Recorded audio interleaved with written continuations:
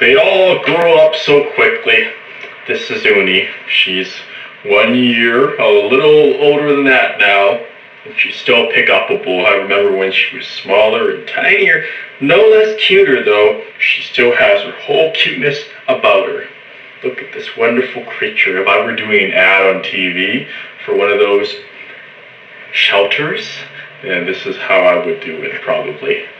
I would be like, this majestic little tabby, white, and these, look, she's got a little M on her head, and she's positively adorable. She needs to go to a loving home.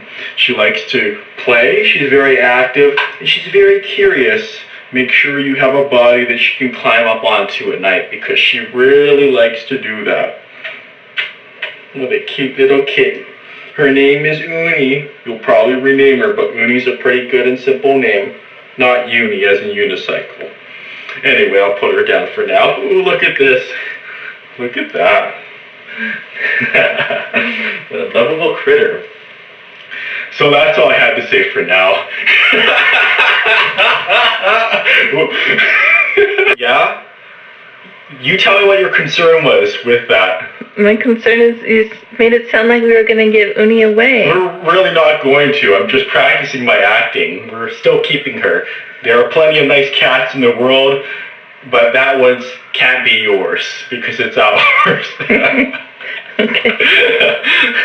Thank you. Okay. What's your favorite dinner that I make? Recently, it's probably been the curry. The curry is a reoccurring currying fairy. It's always tasty. Tell me about the first time you had my curry. It's shortly after I came over here to be with you, and it tasted so good, and I was very curious about the kitchen layout, and we watched and ate it to Horatio Hornblower, and you told me that the leftovers would be even tastier, and true to your word, they definitely were. You can leave pauses because I'll just edit them out. It's okay. You like to eat candy. How often do you eat candy? Probably once every day or every couple of days. We have to consider whether we have those, what are they, caramel and chocolate granola bar Chex ones, is that? They're good, but are they candy? They're pretty close to that. Or is pudding candy? Well, not a hard form. But there's caramel pudding. So where are you going to draw the line?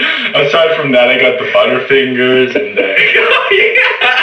it's the candy line. Making me shake the candy. That's all right. We won't fix this in editing. Oh. It's good for it. I'm gonna try different looks out, different kinds of. Yeah, give me your funniest face. I want to see your funniest face. My brother likes this one. It's been years. Yeah, that's pretty good. And also like.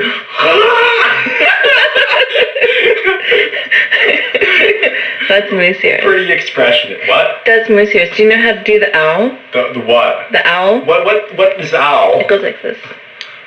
It's like a monocle? No, it's two, but I'm holding the camera. Oh, okay.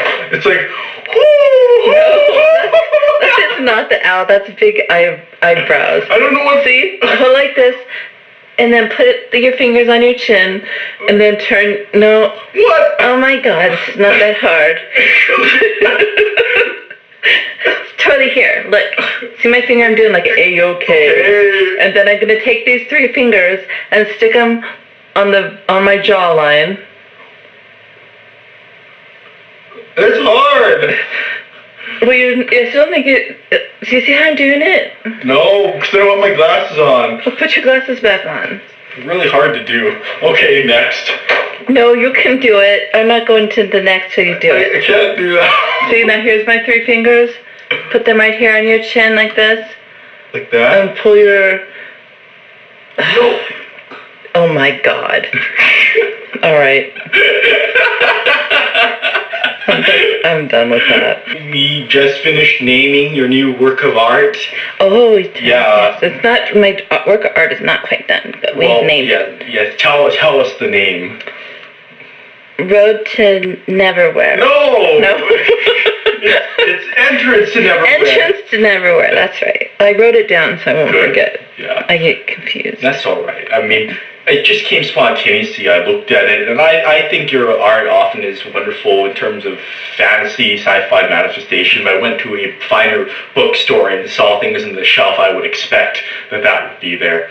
It has the right aspect ratio. Close to it, certainly. How come you don't wear socks? Because they shock me on the static if I wear them on a rug, and then I try to touch metal, and it goes, and I don't like that. I'm just moving a little closer here so I have a little bit better light. That's quite all right. I'm trying different film looks and stuff. I'm going for a VHS distortion and other sorts of 80s trips because that's what I'm really into, and I think will always be into in one way or another. Do you like the goose? Yeah, except you told me it's ceramic. So let me talk a bit about why I like plastics, because I know rich people are supposed to like glass and porcelain and stuff, but I have a concern with it because it breaks easily. I've seen way too many accidents in my time where someone just accidentally drops it. If it was plastic, it would have bounced nice and cheaply. I know some people say the glass doesn't flavor the taste, but my taste buds are not all that great anyway, so it's pretty much irrelevant for my concerns.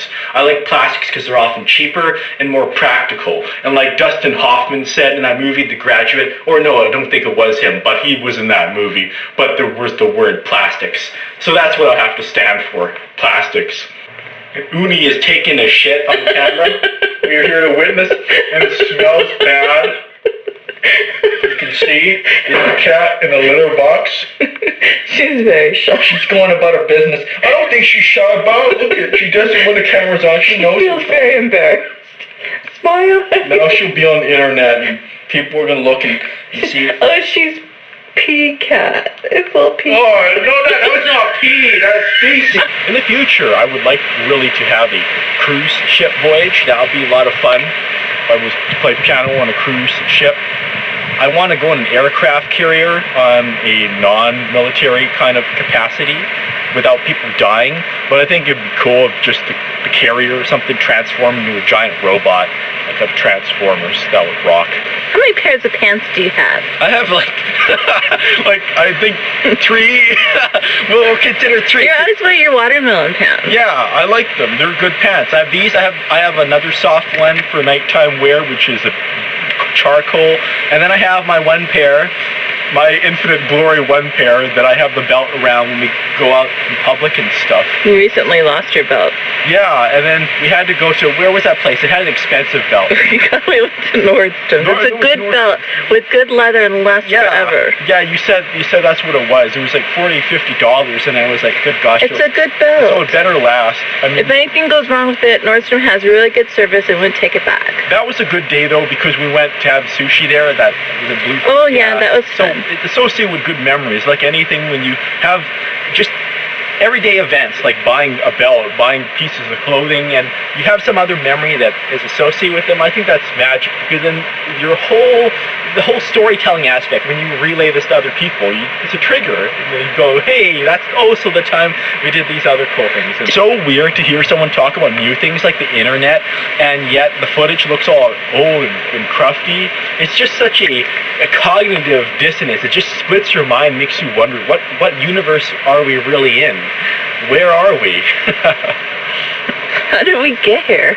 Yeah, all the questions that everyone asks, no one answers, but along the way, it's a journey to find yourself, to find friends, and isn't that like I think the guy who wrote that flow book, Mihaly, I can't see his last initial, I can't pronounce that big long name. It's worse than a Thai name, but he said something about the meaning of life is to find meaning, and I think there's a truth, tautological as it may be, within that. I have this duality where I veer back and forth from being cynical and being gruff, which is the less known side of me, to being really uplifting and happy. And of course I'm both those things. I'm an open-minded skeptic, but at the same time I am radiant and optimistic and positive about the prospects of humanity and individual humans to succeed at their life goal. And I say individuals because not everyone will, unfortunately. So many people have untapped potential, but some people will rise and call upon that and summon it and hopefully inspire others, and that's remarkable. So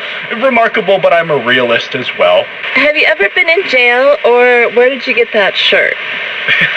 This is just a tie-soaked shirt, and it's not quite the saffron orange, although if I was entitled to wear a monk's outfit and play saxophone, I would probably do that. That's part of a running joke about Jazz the Monk.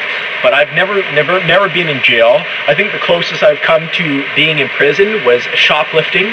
When I was a kid, I stole a Transformers audio tape from Kmart. Like true confessions. Yeah, and my mother turned me in because she's like, we don't have this tape. She recognized it as being something else, and I was listening about the battles of the Autobots versus the Decepticons and how they had to get the space bridge and more energon. And yeah, so she turned me in for that, and I was a little kid, and they were like, just basically with a slap on the wrist, don't ever do that again. But the reason why I stole it was not just because of the Transformers, it was because, in my mind, how I rationalized it, it was in a half-open package. It was like someone else had already tried to steal it, and maybe they had been caught, maybe they gave up and been unsuccessful. I was like, gosh, I gotta have that. So I helped myself to that and just took it home without the storybook, because it came with a storybook too. And if you look it up on the internet, actually a while ago I downloaded it in MP3, so I'll never have to steal it again. But it was a good memory from childhood, I tell you that. Here's another thing that you often get asked. What kind of drugs do you take, and are you high right now? As I say in my blog, the answer is my drugs are my life, my wife, and my watermelons. And I'm always high in some way when that's a creative high. There was actually a great book. I wish I could cite or remember who made it, because it was a neatly published one about how to get high without drugs, all sorts of natural ways. And I'm going to get closer into that. But lots of things get me high, so to speak. Like beautiful music really energizes me. People who are doing amazing things, when I hear about that, I'm like, that's really inspirational. I get in that mood. Dancing itself, sometimes other trigger events that sort of motivate this chain and get me on a research, and then I get into this groove or flow. So if getting into that flow can be considered high, then yes, I think it's a penultimate achievement of when you're being productive or when you're doing things that you really want to do, whether it's work or play in life, and you're succeeding at it, you're feeling so deliriously happy. And there's everything right with that. Don't let anyone tell you you can't be awesome, because awesome is the way to be. Amplifying your awesome with the useful and fun.